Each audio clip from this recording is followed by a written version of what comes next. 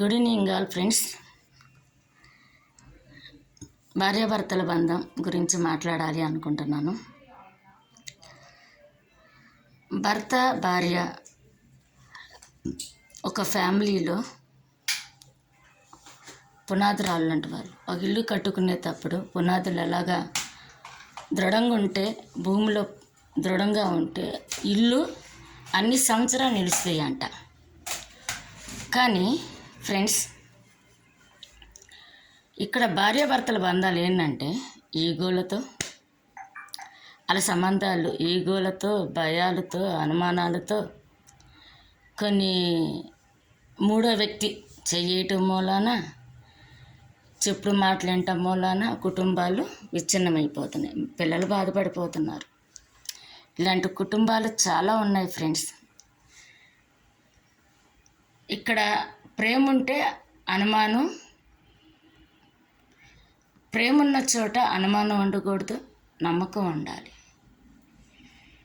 ఆ వ్యక్తిని నమ్మనప్పుడు ఆ ప్రేమ ఉండే నమ్మండి.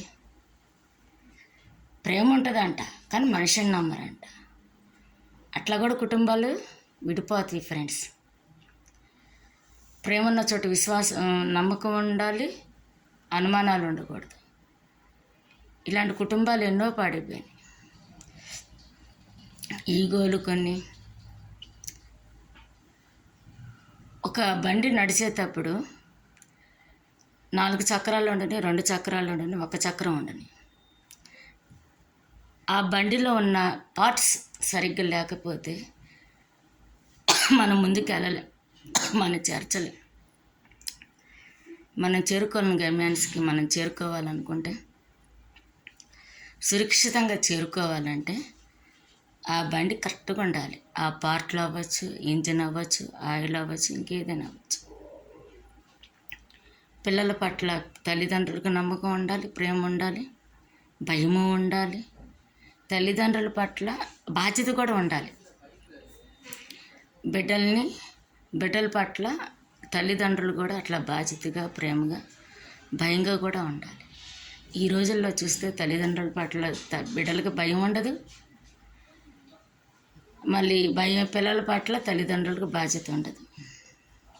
ఈ రోజుల్లో యూత్ పాడపోవడానికి కూడా కారణం ఫ్యామిలీ ఒక కారణం అండి, సొసైటీ ఒక కారణం, ఫ్రెండ్స్ ఒక కారణం, సినిమాలు ఒక కారణం, ఇన్స్టాగ్రామ్, సోషల్ మీడియా కొన్ని కారణాలు.